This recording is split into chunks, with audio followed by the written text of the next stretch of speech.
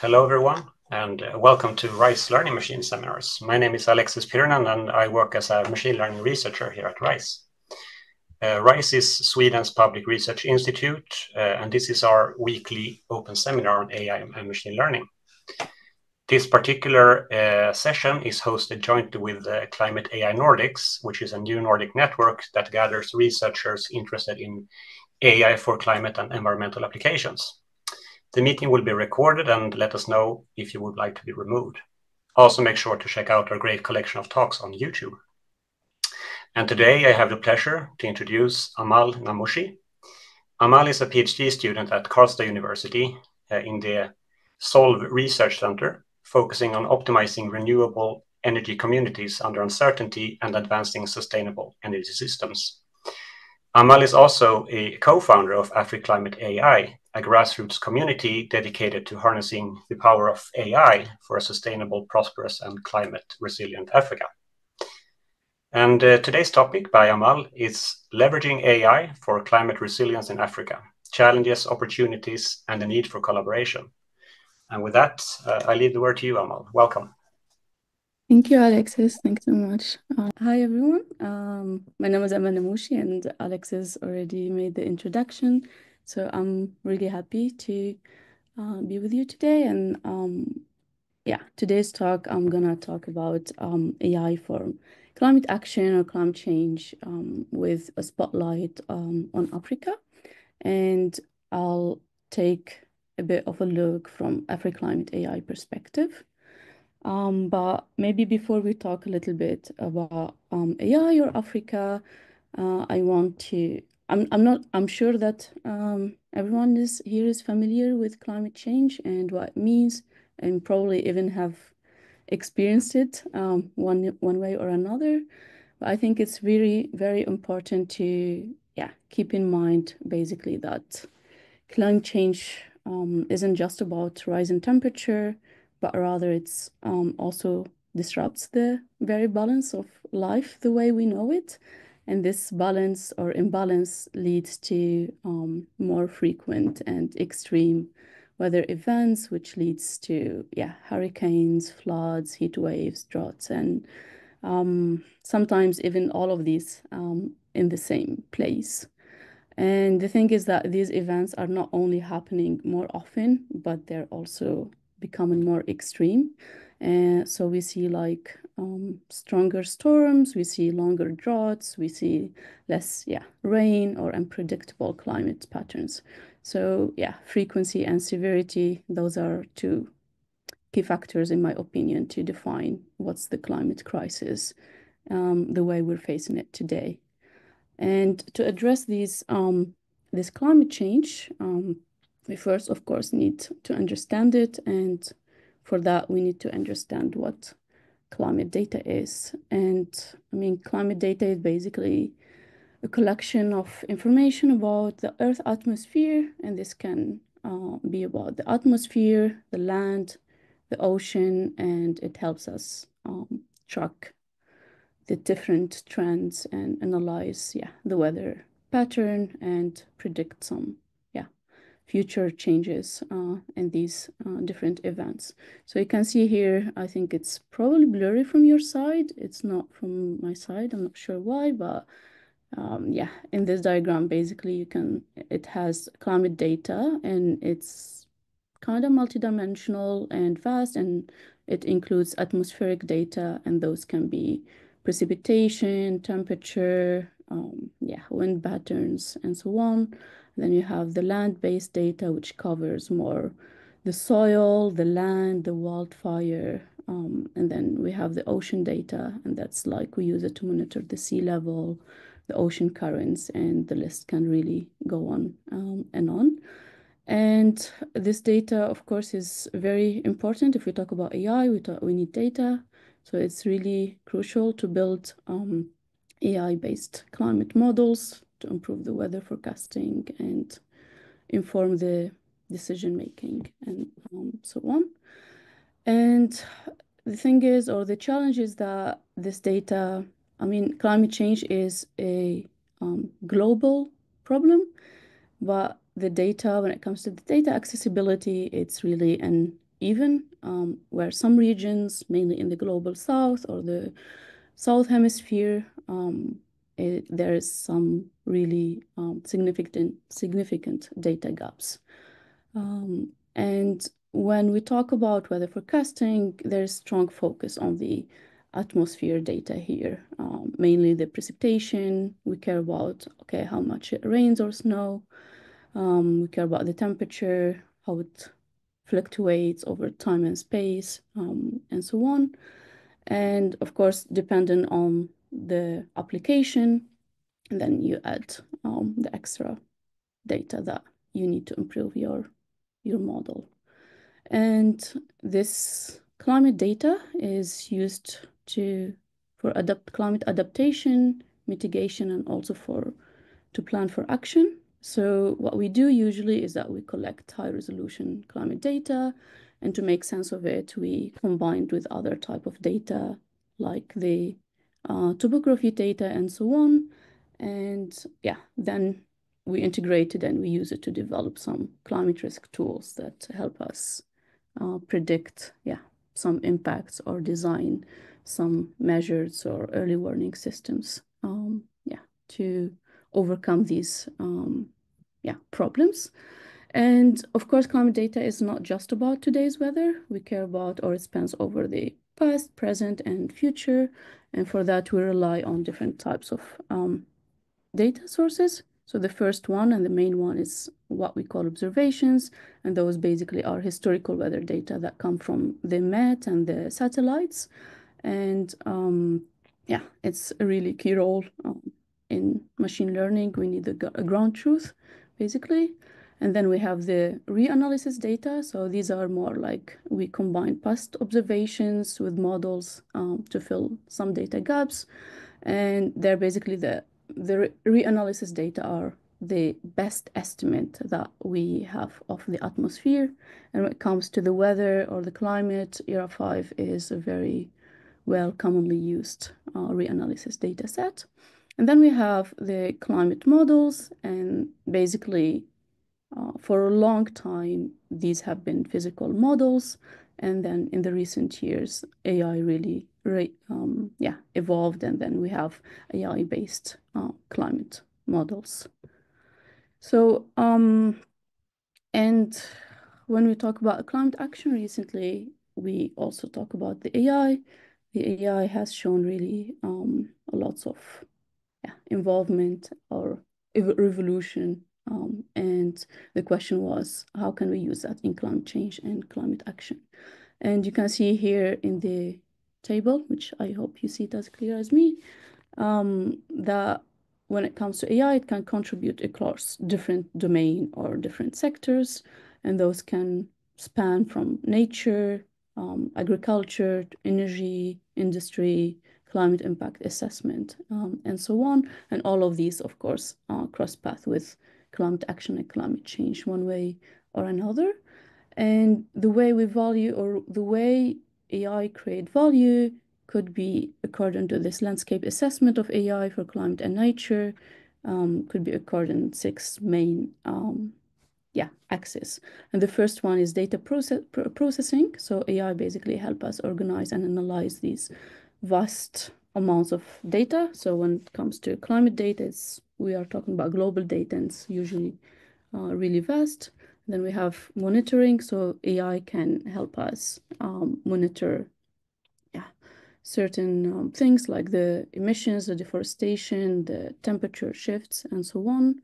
And then the third axis is optimization. So artificial intelligence or AI ML-based models can help optimize certain systems like energy grids. That's something I work on my PG, but no, I'm not gonna dive into it a lot today. And then we have prediction. That's what we focus on at least a lot with AfriClimate AI. So of course, it helps improve the weather forecasting, the early warning systems, and so on. And then we have digital twins, which basically means it helps the policymakers test these climate action strategies before they decide to implement action. And the good thing is that the numerical weather prediction basically models have had the quite revolution in the past. Here in this figure, you can see it's from the 81 to 2013, and it shows the forecast skill of different over different day spans for the North Hemisphere and the South Hemisphere, and you can see how um, more accurate it has become. We can still notice that the Northern Hemisphere and the Southern Hemisphere there is like shows some higher forecast skill in the Northern Hemisphere compared to the Southern one. And mainly this is due to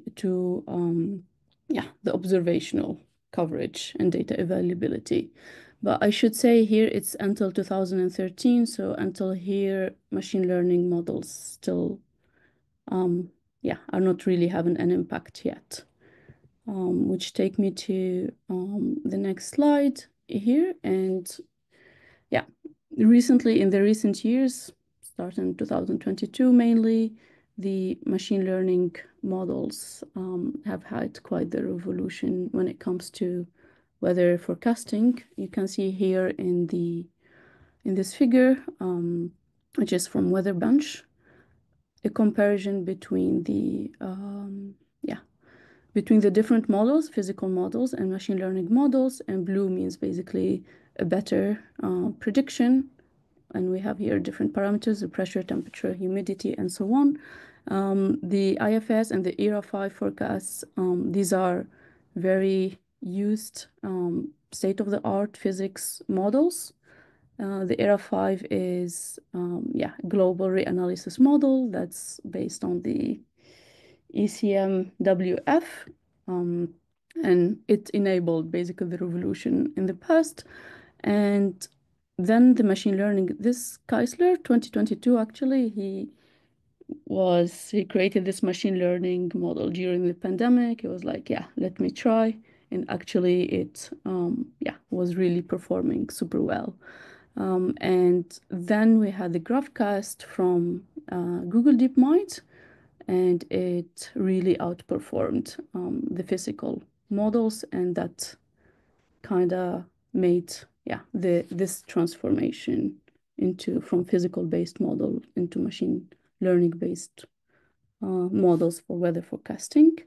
And nowadays I think there's even way more.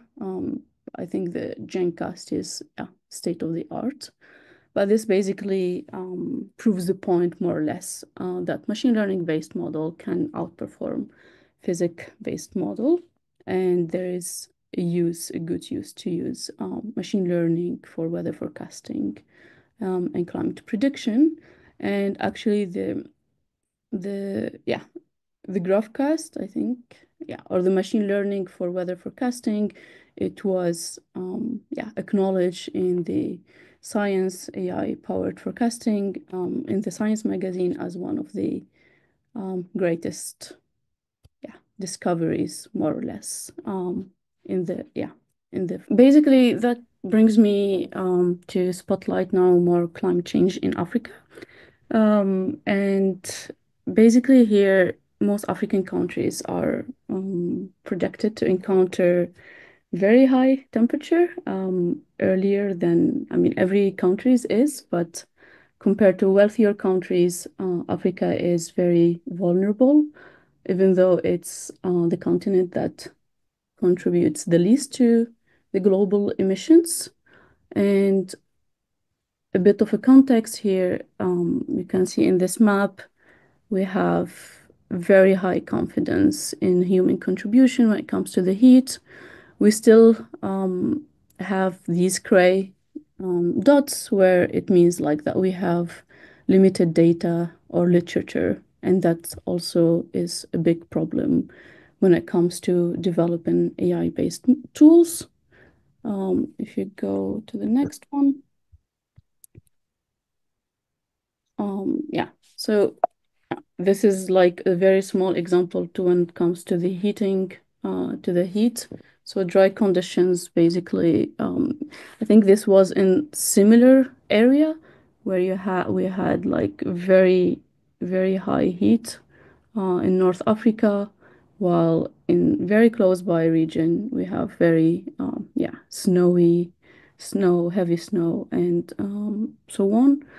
And yeah, this is of course very problematic. And for example, Tunisia, where I come from, 2022 was the second hottest since 1950 after the summer of 2021. And then it was basically, yeah, we had increase of +2 degrees compared to 91 to 2020.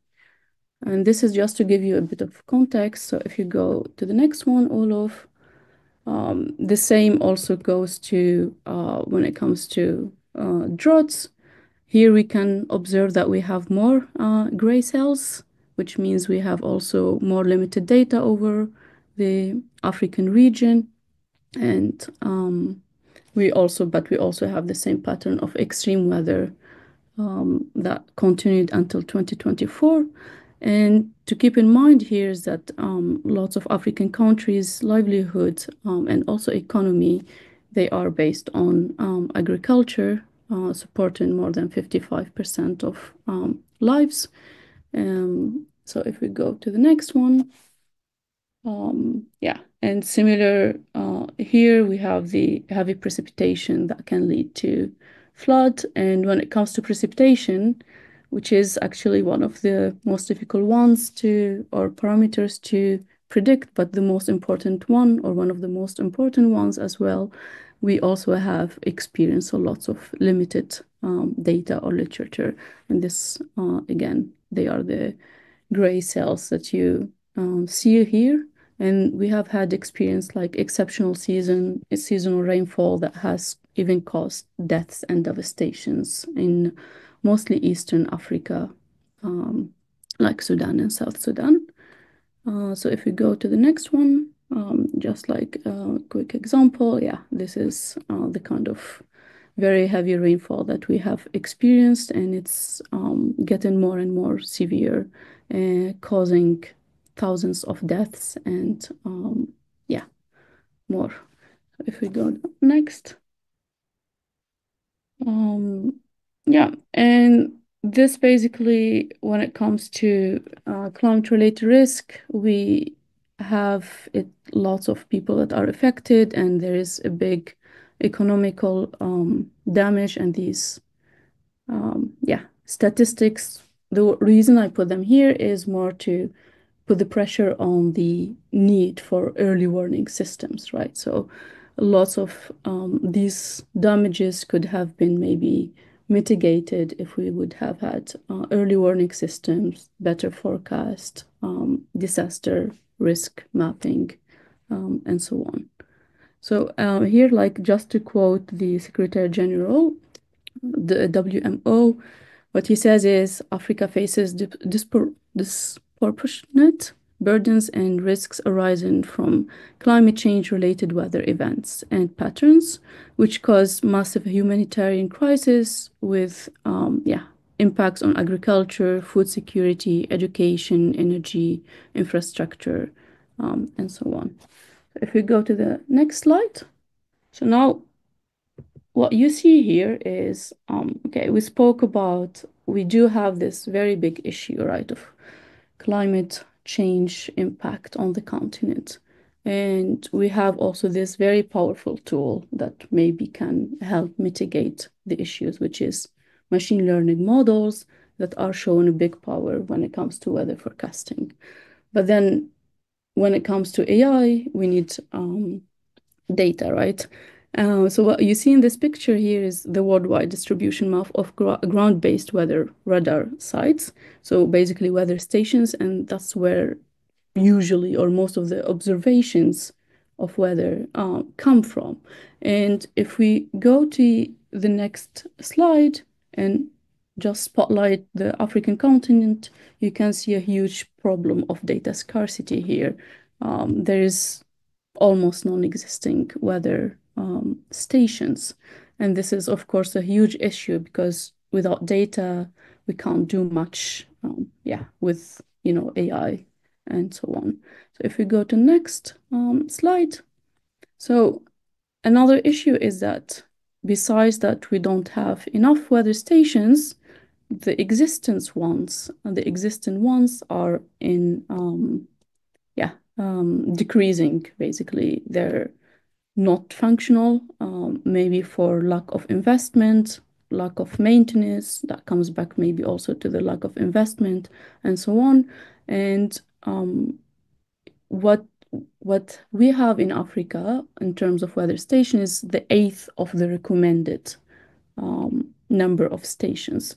So the WMO basically they recognize they encourage or they recommend a certain number of weather stations in order to be able to adopt or mitigate the climate change. And what we have is the eighth of that recommended number. And additionally, we have the decline in functional weather stations over the last decade, as you can see here. Even though like the African continent basically covers 1/5 of the world's land area. So if you go to the next one. So yeah, what I want to conclude is that we have this very huge data scarcity issue that we have noticed and observed, and that's added to that lots of other issues, of course, that comes back to maybe national law and legislation when it comes to sharing the existing data itself. We have like, data quality issue, even the functional weather stations that we have, you might not have really good observations to use for your models, and so on. So if we go to the next slide. Yeah, so that's in terms of data. So here I just put an example of climate models. So we have these global models. So how are they doing when it comes to weather forecasting on the continent? So in figure A and B, hopefully now you see it clearly. We have here the observational data that shows like basically some extreme precipitation record. And then in the figure C and D here, we have the CMIP 5 and 6. So the 5 is some previous generation global model, climate model, and the 6 is the newer generation model. And here what we can see is that there is some overestimation of extreme precipitation in many regions. So many models, basically these models exaggerate heavy rainfall, especially in the equatorial Africa over there, and there's underestimation in other areas, right? And this is really a big issue, especially that we've seen the big impact that can have on the on the social life. So this brings us basically to a big question that we ask ourselves, okay, how good are the global models when it comes to weather forecasting on the region in Africa? If we go to the next slide. Yeah, so I just added this one because one of the answers that we found is like when it comes to the decline in number of weather stations, when it comes to the lack of number of weather stations, is lack of funding itself. So only 3.58 of the global funding for climate research was directed towards Africa. You can see here, and it's even not increasing when it comes to the world. And this is also another key issue that we have pointed out. And if you go to the next slide. And when it comes to this investment itself, the 3.8%, it's directed to non-African based institutions. And this is a big issue because then the model development, the research that is made, it would lack some contextual and cultural information. So if we go to the next slide. Yeah, okay. So I just wanted to give an example when it comes to where do we need exact forecast or accurate forecast and how it might impact. So I took the agriculture use case because it's yeah, loss of livelihood, as I said, depends on this. So in this region of Africa, Horn of Africa, approximately 70% of the population depends on agriculture, and their livelihood depends on it, basically. So the farmers need to know when to exactly to plant their seeds. When is the best time, the optimal time to plant their seeds. So if we go next, yeah. So here, for example, we have this crop where they plant, and usually they typically last, yeah, the rainy season lasts from 60 to 80 days. This is a really good example that RESA Research has, and they work on this. So we have the 60 to 80 days window, and these crops, basically, they need 70 days to mature, right? So, and historical records show that October to November is the rainy season. That's when you should plant.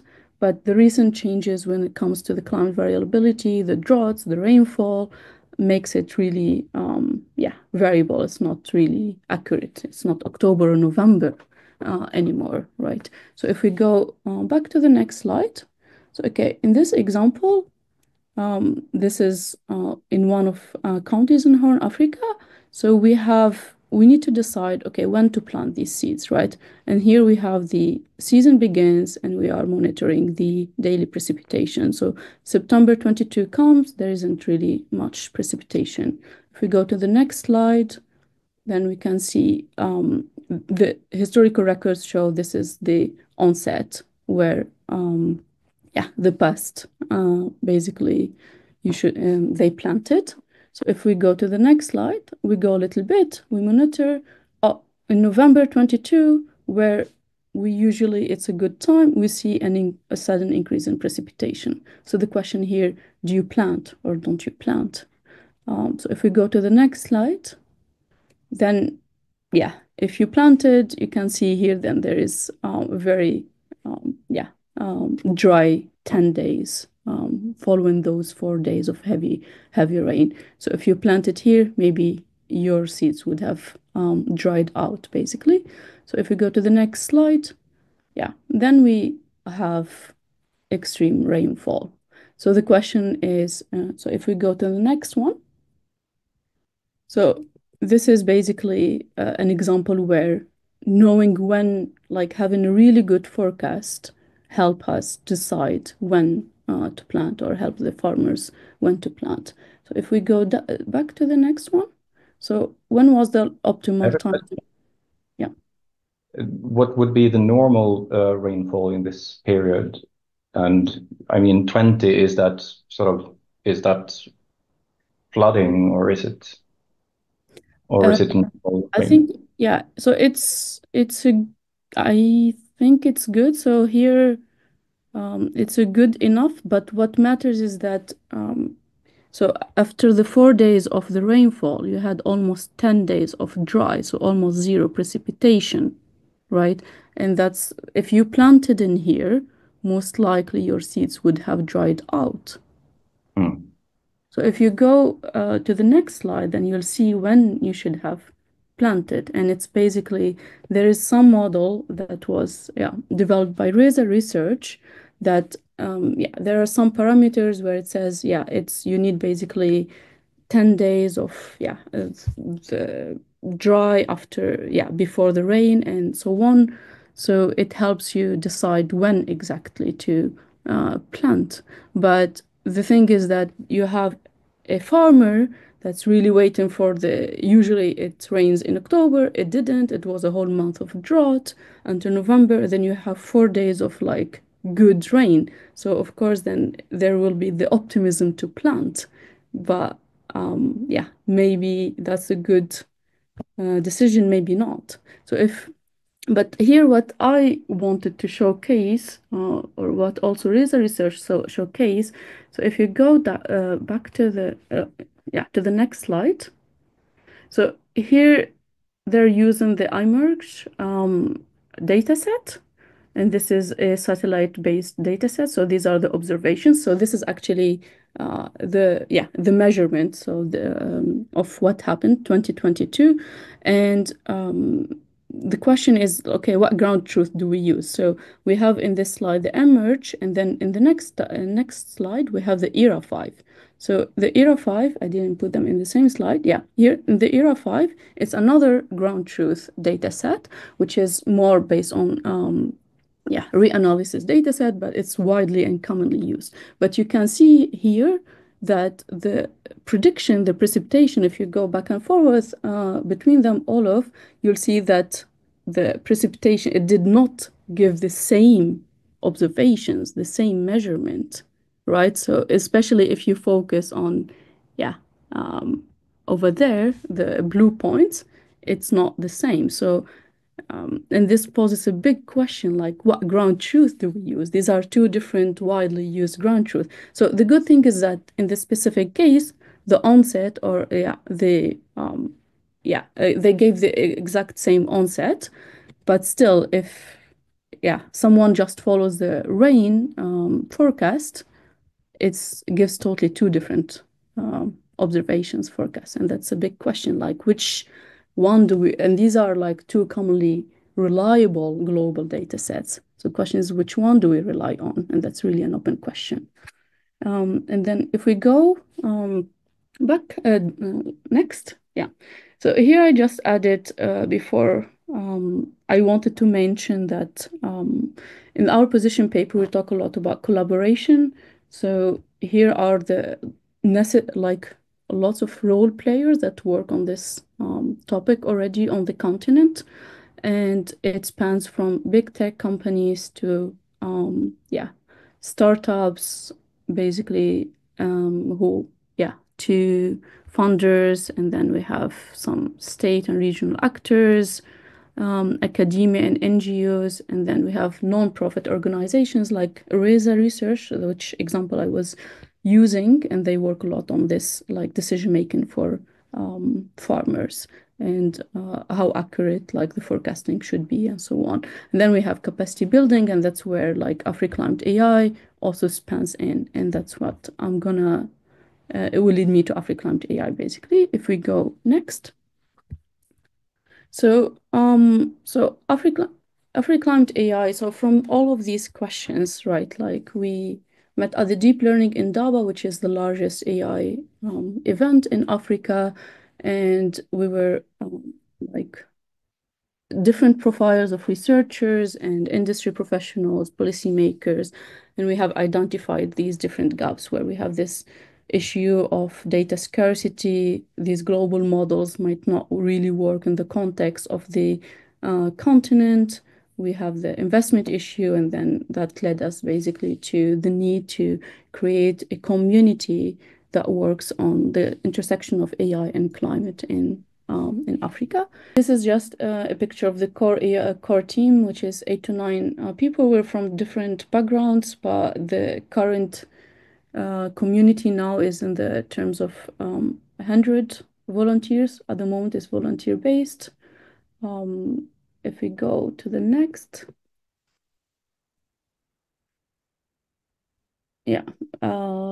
This is very outdated, but at the moment we're like in the order of hundreds and active in about 30 active in ongoing projects, and we're from different backgrounds, mainly in intersection of AI and climate. If we go to the next slide. So what do we do? So it starts, our activity spans from community and capacity building. That's sort of the way we started, which is through workshops and seminars, and we also wrote our initial position paper where we tried to explore the topic and the challenges that faces the continent. But we also have ongoing research projects. So we have the open source tutorials. They're all totally open source, where at the beginning we took some basically famous global models such as the GraphCast and we were able to secure observations from our partner, TAMO, who operates on, have lots of weather stations on the continent, and we did some initial benchmarking, and that's here, like evaluating weather forecasting models on Africa with Weather Bench and GraphCast, and that's one big project that we're currently working on. I'll talk a little bit about it later, but the ultimate goal is to work towards some impactful projects that we can deploy and can be used by the wider community. If we go to the next slide.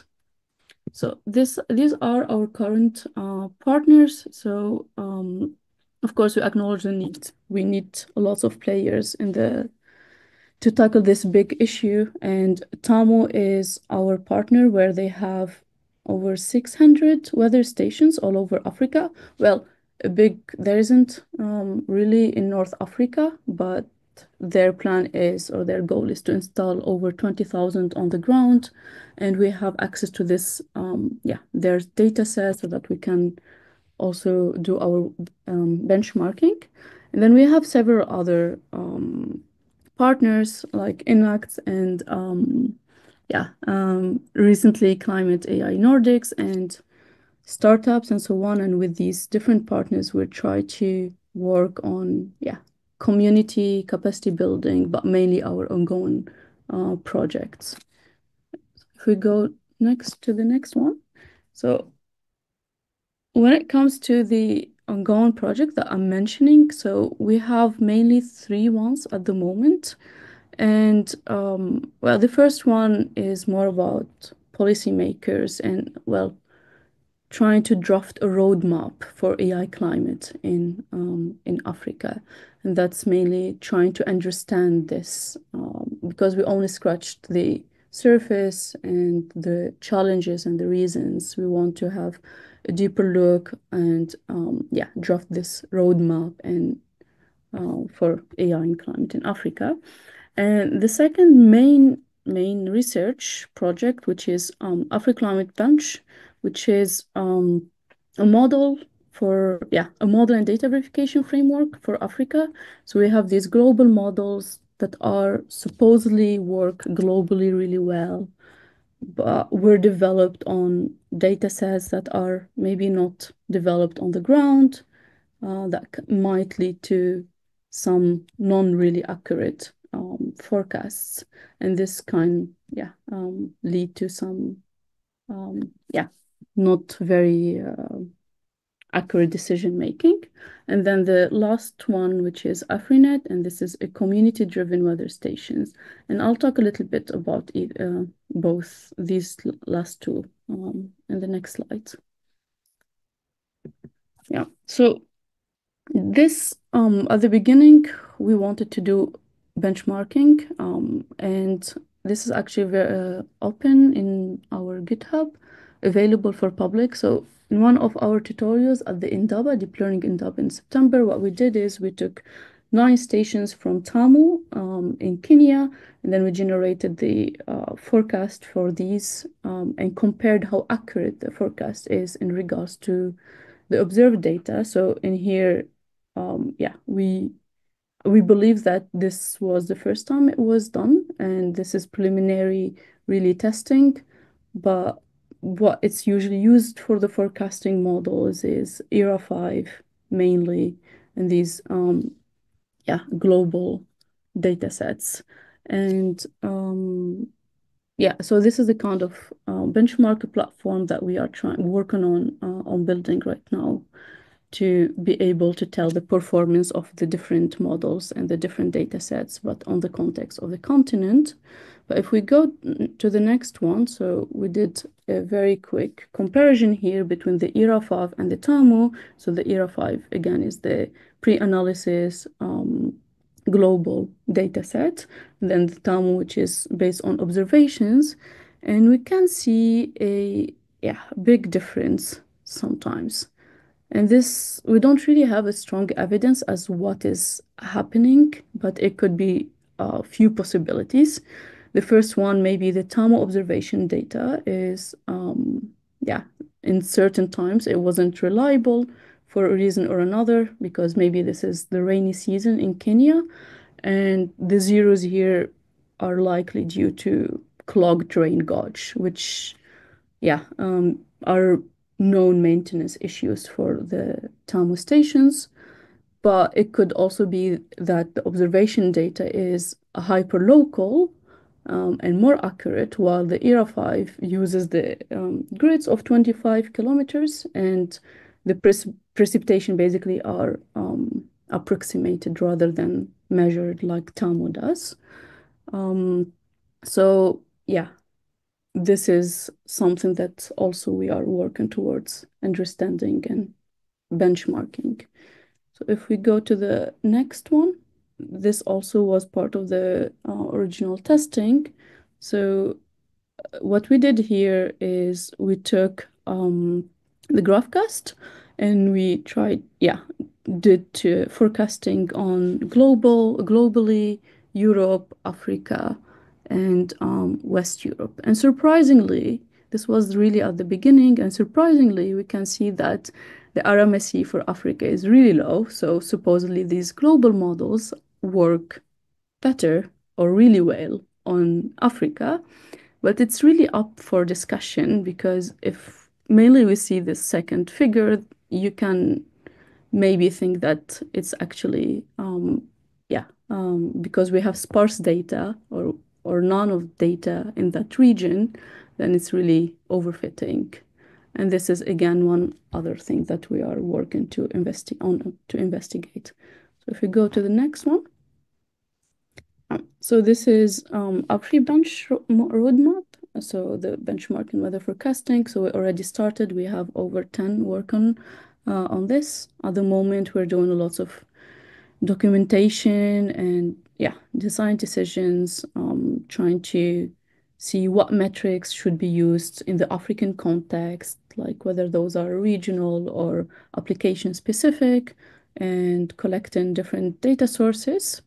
And we're hoping to release by June, and this would be a platform where everyone would be able to test their models on the in the context of Africa. If you go to the next one. So the second project is AfriNet, and if we go to the next slide. This was mainly so the first one is to tackle more the data scarcity. Well, this also is to tackle the data scarcity and weather stations specifically. And if we go to the next slide, so basically it's the team here had a vision of a future where weather stations, or weather doesn't surprise but rather empowers.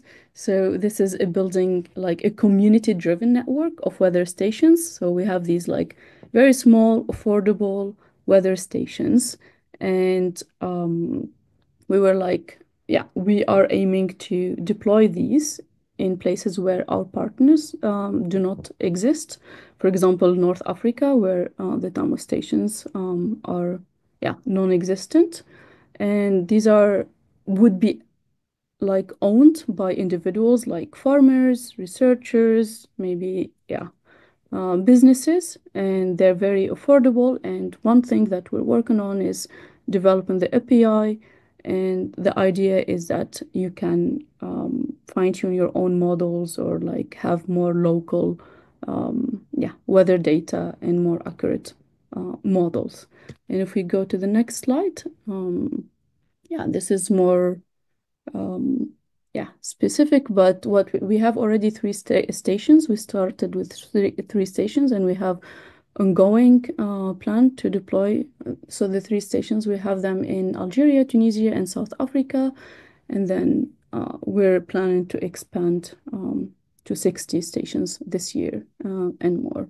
And the impact probably, of course, can be very massive, helping local farmers and so on, with better early warning systems. And if we go to the next slide, so the idea is to have something like this, a community dashboard where we have community activity, we have a leaderboard, maybe a dashboard where you can see your precipitation, the different weather measurements, and even fine-tune your own models. And if we go to the next one, yeah, these are the two ones that the first one, so in Sfax in Tunisia, and the other one is in South Africa. And we already have some partners that we're talking with to manufacture these weather stations and to expand.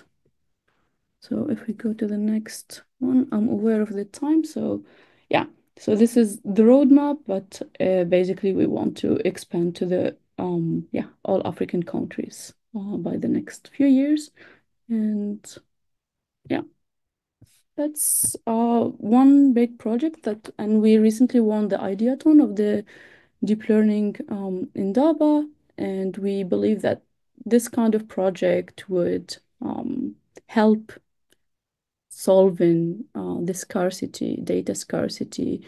And we have, it's not announced yet, but we will have a global, a grand challenge where we would use the collected data into, a hackathon and maybe combine it. Well, the details I'm not sure I can tell yet, but I'll share with you, Alexis, once this is out.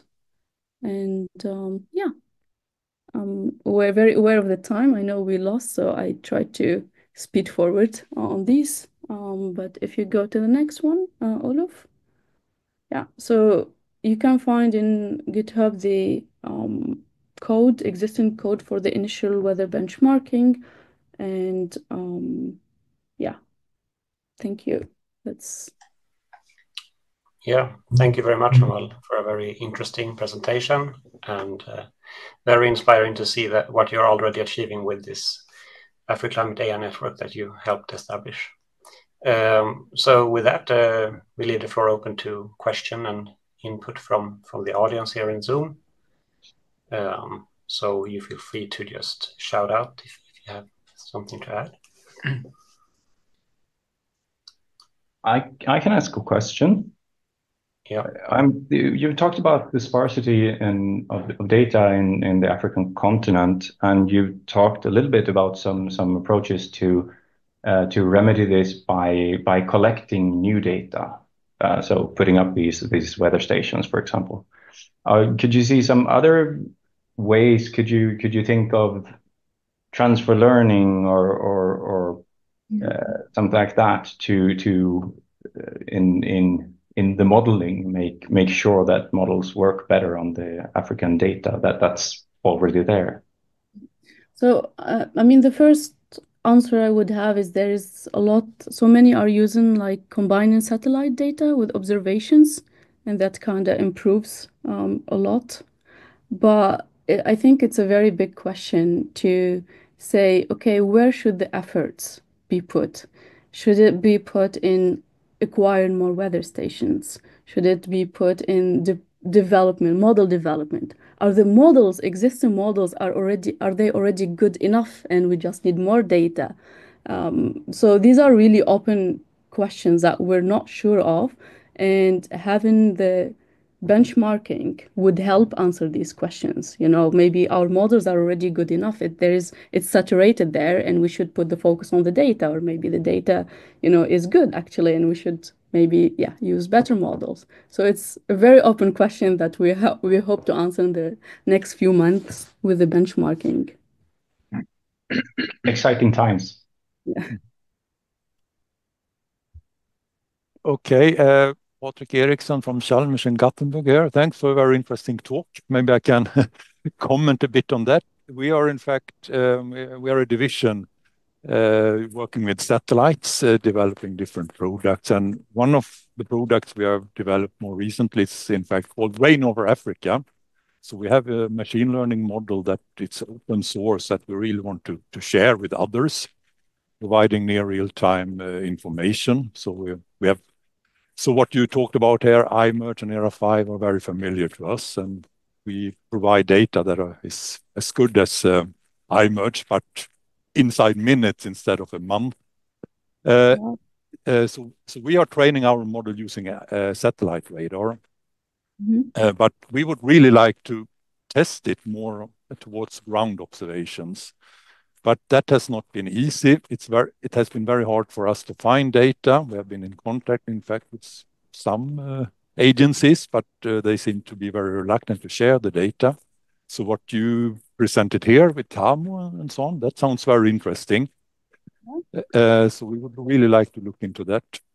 But then, of course, as you indicated a bit yourself, then data quality is a big issue here. It's not easy to operate rain gauges, so you can really trust the data afterwards. Exactly. So I would really encourage you to look into that. But for sure, more observations would be helpful for both for people inside Africa and others that would develop data to help out, basically.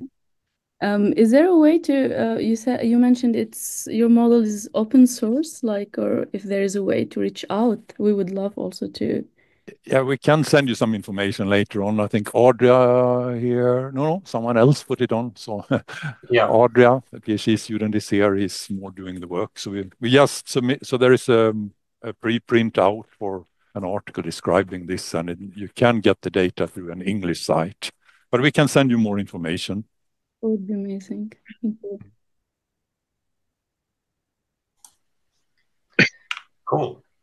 I also have a question, and it relates very much to what Patrick was saying, but more generally, maybe, like, do you have some recommendations, Amal, to people like myself, sitting quite far from Africa as I am, if a person like me would want to do some ML impact for Africa? What are the things that are on top of your mind regarding that? Yeah. AfriClimate AI. So, I mean, that's also was one main reason, because we have many people inside and outside Africa who are working on the topic, but we didn't have a network. And with AfriClimate AI, we are trying to build this network, this community where if anyone wants to contribute, then yeah, we would also have our resources, open source. And so that's the first thing basically that comes to my mind, because I know that it's also, of course, if you're outside the continent, there isn't an easy way in. You need to have a network such that. Absolutely, that makes sense. And now, like, we have two regional, so we have the AI Nordics. So I'm really excited about that. Yes, absolutely. I think there can be good collaborations over time. So do we have other questions from people in the audience?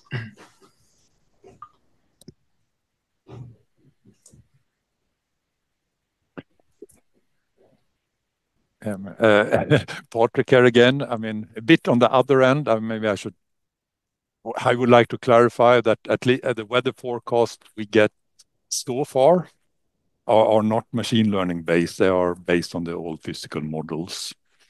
And the machine learning models that are around that are doing a good job on a bit the longer predictions are still dependent on the physical models. They are not fully independent.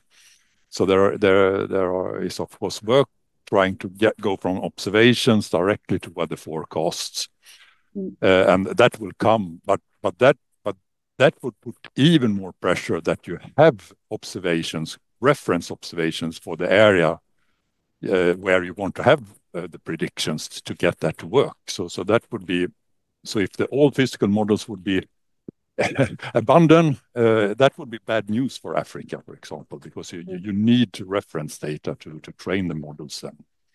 Definitely, yeah. And I mean, even like even now, the observations themselves, it was really interesting for me to see that from RISA research. Like, you have observations from two very reliable sources, and they're still giving different observations. So also the question is, which ground truth do you use? Which one do you rely on? And precipitation is probably the most difficult of all here, because it's especially heavy precipitation, but it's so very local. So you need to think about the scale and representativeness. So rain gauge covers a very small area. I think there was an article, at least for the the rain gauges in VMO, if you put them together, they will cover a soccer field. So that's basically the area of the whole globe that you cover with really good precipitation observations. So large areas of the globe are uncovered, even outside Africa. Mm. Yeah. Right. Do we have something more in the chat? I see Peter wrote something. Suggestion to talk to Ignite. Yeah, if you don't know about Ignite, yeah, they're socially funded company, maybe 15 years ago, started by Lisa Smiths, and they have offices in Ghana and Sao Paulo and Järna, south of Stockholm, and they do forecasts for local farmers to help them prepare for and avoid climate weather shocks. So they're based in predicting weather using mostly satellites and some climate models, and they've been working for 15 years, and they might have some data to share. They're socially driven companies, so they should be open to talking to you. They were partly funded by government grants when I was at Vinnova 15 years ago. That would be amazing. Yeah, because now at the moment, like with weather, with our we're developing the data catalog, and it's mostly open source because we are planning to put it for the public, and if it's but that would be also great if they could share. We will definitely reach out to them. Thank you. Then there are also a lot of interesting other suggestions, as I can see here in the chat. So there's a lot of good material for a lot of us, and including you, Amal, about certain web pages and projects. That's great. I'm copying. There was a final question, maybe before we conclude, by Gideon here. Let's see. There comes more stuff here. So it reads previous questions. Are there some researchers in the African continent involved in this benchmarking and model development? Is the question. Yes, it's all. So we're I'm not gonna say all, but the majority is African researchers and industry professionals and students. And the difference is that it's a combination. Some are based in Africa and some are African but based outside Africa. Right. So if you go to our website, then we have a community channel, and you can easily reach out to us if you would like to contribute. So with that, I believe it's maybe time to start wrapping up this conversation. But it sounds like there's a lot of interest in this area, not surprising, and great that we have all the contacts to Amal and the network, so we can continue reaching out there as well. But with that, I just want to thank you again, Amal, for joining us today. It was a real pleasure having you.